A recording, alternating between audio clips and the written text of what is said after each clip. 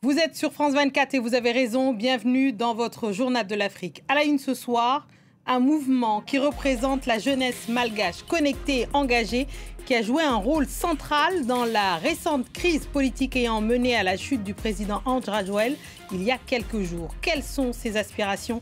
Élément de réponse avec la représentante diaspora de la génération Z Madagascar, Audrey Randria Manjaratou.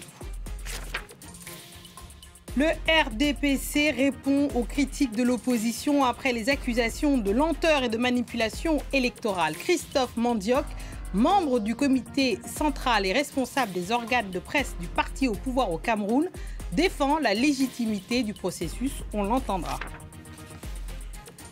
Sur les réseaux sociaux, elles sont traquées, insultées, menacées. Leur seul tort, être des femmes africaines engagées et connectées. Le film Harcèlement 2.0 de la sociologue Haché Ahmad Mustafa donne la parole à ces combattantes de l'ombre, une immersion saisissante dans un fléau encore trop ignoré.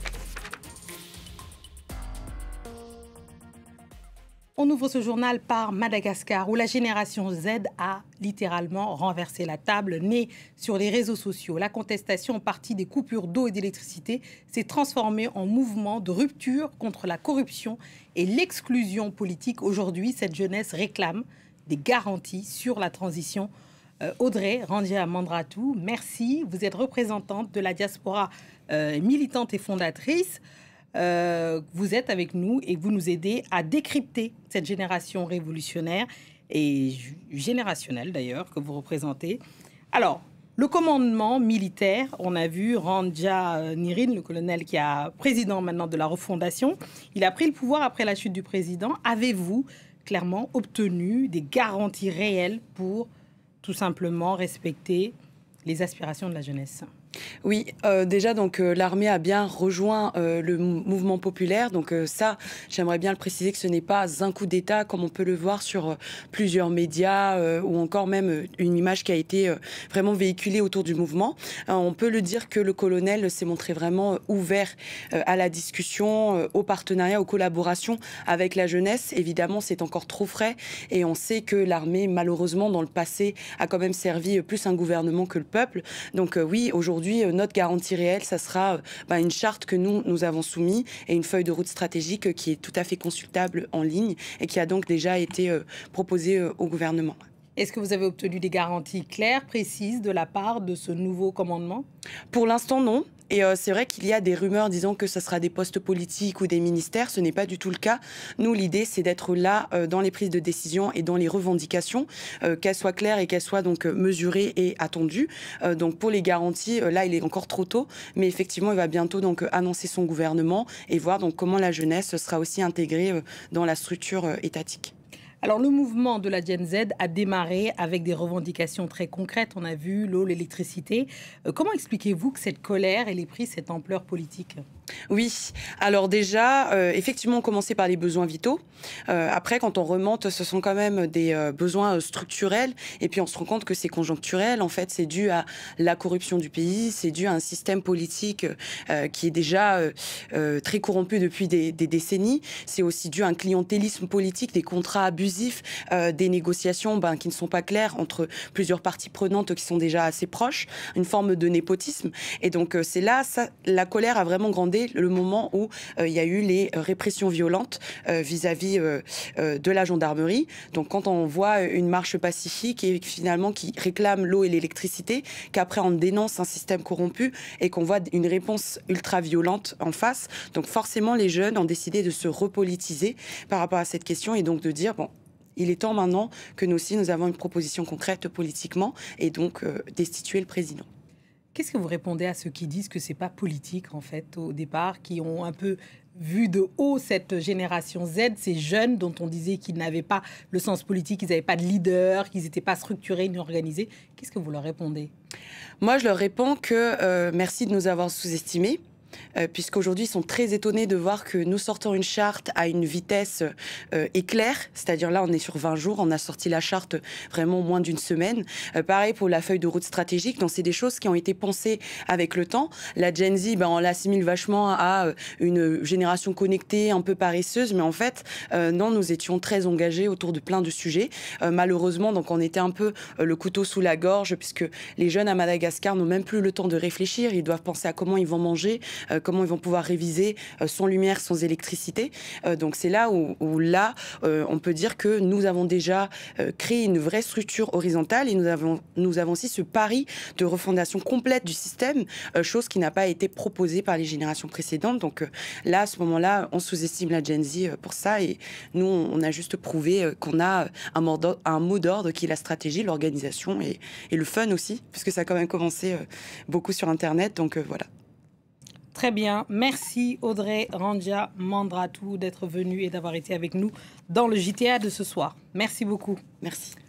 On passe au Bénin où le principal parti d'opposition est en pleine tourmente à 6 mois de la présidentielle. Un de ses députés a saisi la justice pour faire annuler son propre parrainage. À Cotonou, Emmanuel Sodji.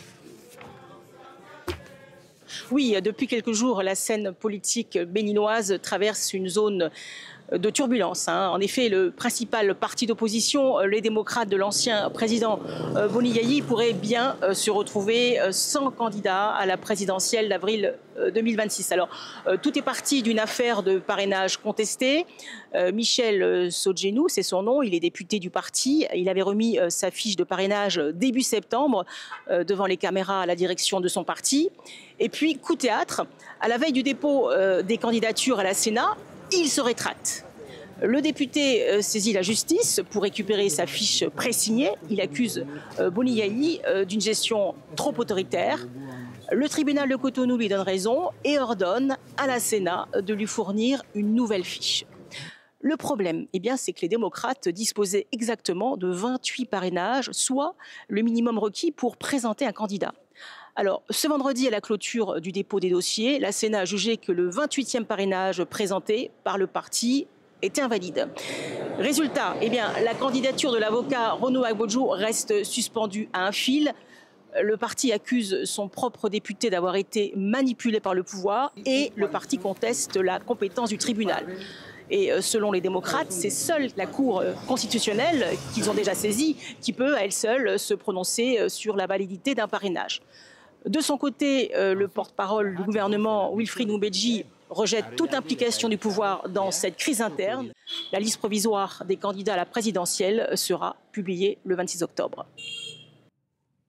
Politique toujours au Cameroun cette fois. Après une interview remarquée de l'opposition camerounaise sur France 24, l'heure est au droit de réponse. Les critiques portaient notamment sur la lenteur inhabituelle dans la proclamation des résultats de la présidentielle qui ont eu lieu le 12 octobre dernier et sur des soupçons de fraude électorale au profit du RDPC, parti au pouvoir. Pour répondre à ces accusations, nous recevons ce soir Christophe Mianzok. Il est membre du comité central du parti et responsable des organes de presse de ce parti. Merci Monsieur Mianzok et bienvenue dans votre Journal de l'Afrique. Dites-nous, l'opposition camerounaise estime que les délais anormalement longs pour proclamer les résultats ouvrent la voie des manipulations électorales. Que répondez-vous ? Et merci de l'opportunité que vous nous donnez de réagir sur votre antenne. C'est un discours auquel nous sommes habitués, malheureusement, d'année en année, de scrutin en scrutin. C'est les mêmes querelles qui reviennent, mais elles sont dues à la mauvaise foi. La loi est claire à chaque étape. Au Cameroun, du scrutin, il y a des étapes à respecter qui sont inscrites dans la loi. Personne, je voudrais rappeler que personne ne s'est autoproclamé candidat. Il y a eu un délai pour déposer les candidatures, il y a eu un délai pour que ces candidatures soient validées, il y a eu un contentieux électoral, préélectoral, et il a fallu qu'un arbitre décide qui peut être candidat. Et tout le monde l'a accepté à ce stade-là. Et aujourd'hui, le scrutin est terminé, ça fait une semaine. Il donne 15 jours. La loi donne 15 jours pour la proclamation. Vous voyez, comme les Camerounais aiment beaucoup le football, une image me revient en tête. C'est comme si, pendant un match de football, un joueur manifestement hors jeu marque un but et exulte. Une partie du stade, ses supporters, vont également exulter avec lui. Sauf que l'équipe adverse va faire le coup à la barre. Oui. On vous entend. La vérification peut durer 5 ou 10 minutes, mais il faut attendre la vérification de la barre. Et quand la vérification de la barre tombera, eh bien, soit le but est annulé, soit le but est validé. Donc nous, au niveau du RDPC, nous sommes sereins, nous attendons tranquillement que toutes les vérifications soient faites de la VAR, on vous entend. Monsieur Myondzong, on vous entend sur la métaphore footballistique. Néanmoins, il y a des voix qui s'élèvent pour dénoncer un système électoral entièrement dévolu au pouvoir en place. Comprenez-vous cette défiance au regard ne serait-ce que des résultats des 40 dernières années? Je dis que ce n'est pas nouveau. Donc, je n'ai pas à comprendre ou à ne pas comprendre. À chaque élection, on dirait qu'au Cameroun, il y en a qui préparent effectivement le scrutin et il y en a d'autres qui préparent et les contentieux et la bataille médiatique. Donc, nous ne sommes pas dans cette posture de comprendre ou de ne pas comprendre. Nous sommes dans la posture d'avoir battu une campagne qui a été rude, qui a été dure. Et maintenant, les résultats, nous sommes sereins. Nous les attendons avec toute la sérénité possible et nous nous en remettons aux lois de notre pays pour décider. Les lois ne seront jamais parfaites, il faut le dire. Elles ne seront jamais parfaites, mais il faudrait un minimum de sincérité de la part de l'opposition camerounaise pour reconnaître que trop souvent, on perd beaucoup de temps dans ces querelles au lieu de préparer le travail sur le terrain. Et sur ce plan-là, personne n'a pu faire le travail comme nous avons fait sur le terrain, sur le plan strictement politique, en termes d'occupation du terrain, en termes de déploiement des équipes. Maintenant, il y a une vague de mécontentement. Nous avons pu perdre ici ou là, mais de là à dire que le candidat du RDPC a été battu à place de comme je l'entends.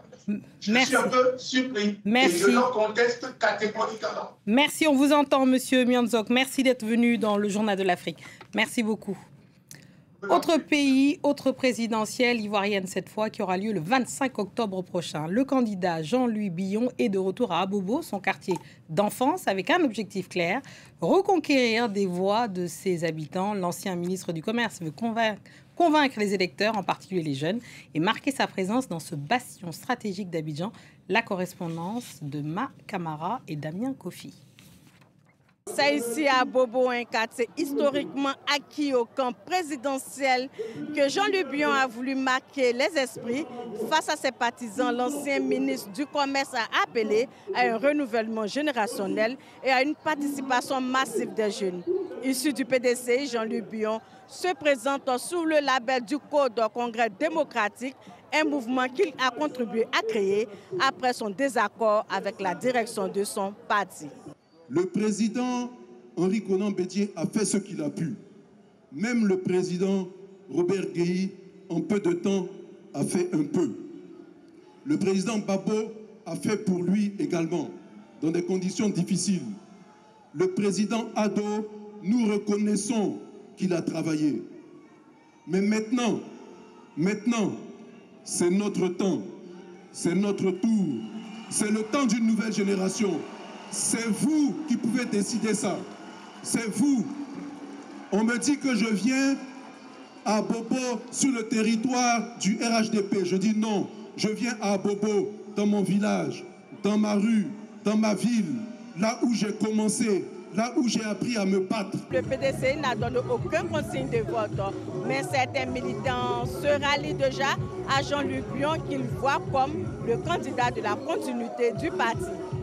Nous demandons au président Thiam d'appeler tous ses frères, tous les militants à se joindre au ministre Jean-Louis Billon, au président Billon, pour qu'au soir du 26, nous soyons à la présidence dans une équipe digne des héritiers du père fondateur Félix Houphouët-Boigny. Jean-Luc Bion espère désormais se hisser au second tour face au président sortant Alassane Ouattara.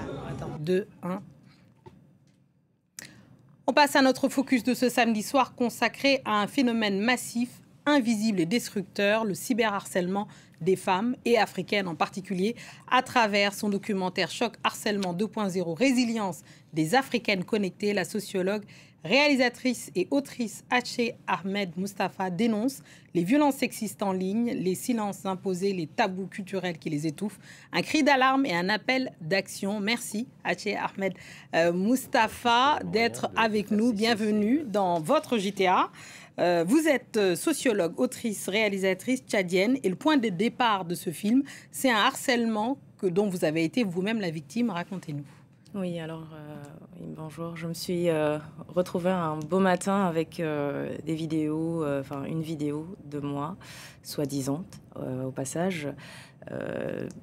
Capture d'écran, extraite de cette vidéo qui dit que c'était moi. Et donc, de là est parti un buzz sur plusieurs jours. Puis l'annonce de mon suicide à Paris, ça a été vraiment le buzz autour de cela. Et j'ai décidé en fait de dire non, mais de la plus belle manière.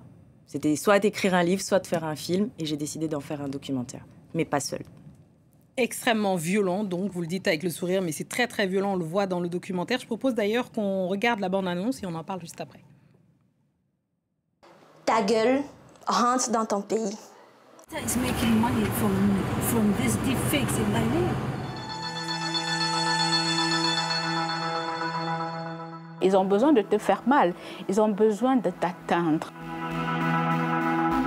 Dans le milieu du sport, c'est un gros problème.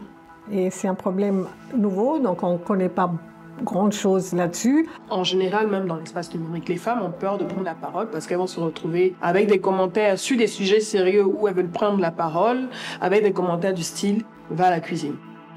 Les individus qui étaient derrière cela ont dit que moi je me suis suicidée en fait en France parce que cette vidéo m'avait humiliée. La loi qui réprime le cyberharcèlement doit être une loi suffisamment dissuasive. Ça faut aller demander à Niagale Bagayoko. Pour moi, le continent africain n'est pas spécifique non plus. On voit le film Harcèlement 2.0 de Haché Ahmed Mustafa qui est avec nous. On continue à parler de ce film et aussi du phénomène dont il rend compte, ce cyberharcèlement dont sont victimes les femmes. Vous parlez d'ailleurs de guerre numérique menée contre les femmes. Quelles sont les formes les plus courantes qu'on voit sur le continent africain ? Les formes les plus courantes sont axées sur soit la politique, et d'ailleurs j'ai eu l'occasion un peu de parler avec votre invitée Audrey tout à l'heure. Vous avez vu tout ce qui a été fait, tout ce qu'elle a dit, mais elle aussi, elle me confirme qu'elle a aussi été victime de cyberharcèlement. Donc quand on prend la parole, quand une femme prend la parole sur des sujets liés à la politique, la religion, le sport, elle est toujours attaquée.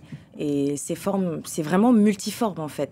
Et très souvent, on se rend compte que les harceleurs, quand ils vous attaquent sur votre physique et que ça ne passe pas, ils vont essayer de vous attaquer sur la religion. Et pas plus tard qu'il y a quelques minutes, quand j'étais dans le taxi en venant, ils ont voulu m'attaquer sur un sujet. Vu que je n'ai pas voulu jouer le jeu, ils ont voulu m'emmener dans un jeu religieux. Et là, c'est vraiment ce qui se passe, mais fréquemment pour les femmes sur le net. Alors, sur le continent africain, vous soulignez aussi la spécificité de certaines formes de harcèlement liées, vous avez parlé de la religion, mais aussi avec des traditions, des tabous et des contextes religieux. Comment ces facteurs aggravent justement le silence des victimes ? Il aggrave le silence des victimes parce que très souvent, quand c'est lié au tabou et avec les pesanteurs socioculturelles, je vais vous donner des cas de quelques pays, dans le Tchad par exemple, c'est que les sujets autour de la sexualité sont très tabous. Il y a quelques semaines de cela, le film a été présenté à Abidjan et un jeune homme a pris la parole pour expliquer qu'il avait été témoin, en fait, qu'il avait suivi l'exécution d'une jeune fille tchadienne, par exemple, qui avait été victime d'un revenge porn apparemment et qui a été exécuté. Et ça, ce sont des cas concrets, ce sont des faits en fait. Et ça s'aggrave parce que ce sont des sujets sensibles dans les sociétés, notamment patriarcales, les sociétés où la religion, elle est vraiment et très souvent malheureusement mixée à la tradition et dont on est très très réfractaire à tout ce qui est autour de la sexualité. Et quand c'est comme ça, ce sont les facteurs qui sont les plus aggravants en fait. On voit une forme de résistance qui émerge dans votre film, est très beau, parce que les femmes parlent et refusent de se laisser abattre finalement. On a plusieurs exemples dans plusieurs pays. Parlons des mesures concrètes, légales, éducatives, numériques. Recommandez-vous justement dans ces pays-là? Une des intervenantes dans le film, Oumy Nour, qui cyberharcelée, qui est une journaliste sénégalaise qui a été cyberharcelée, qui raconte justement, qui dit mais que peuvent faire les États africains face aux GAFAM, les multinationales américaines qui sont derrière ces réseaux sociaux. On parle évidemment de Facebook, de tous les réseaux sociaux d'une manière générale. Que peuvent faire les États africains? Que peuvent-ils faire? Déjà, les États africains doivent se responsabiliser et s'engager pour pouvoir faire en sorte, parce que ces GAFAM-là, ils ne sont pas créés sur le continent africain, ils ne sont pas créés par des Africains. Ils ne viennent pas de chez nous, si je peux dire ça comme ça. Et donc, c'est vrai que beaucoup vont nous dire, mais dans ce cas, créez vos propres réseaux sociaux, créez vos propres plateformes. Mais du moment que les utilisateurs sont des Africains et que nous aussi, on contribue plus ou moins à enrichir ces plateformes-là, ces GAFAM-là, nous avons un droit de parole, nous avons un droit de regard.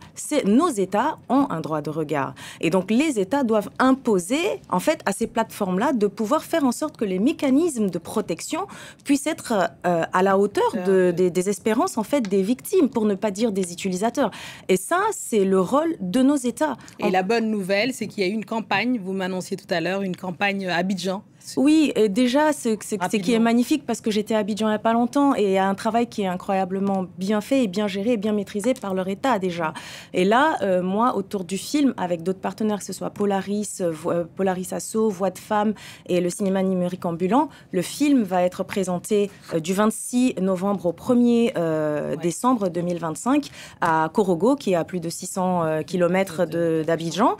Et il n'y aura pas que le film qui va être présenté. La beauté de cette campagne, c'est derrière de pouvoir répondre aux attentes des victimes à travers une prise en charge psychosociale, un appui et une orientation juridique. Merci beaucoup. Merci Haché Ahmad Moustapha d'être venu. Merci beaucoup. C'est la fin de ce journal.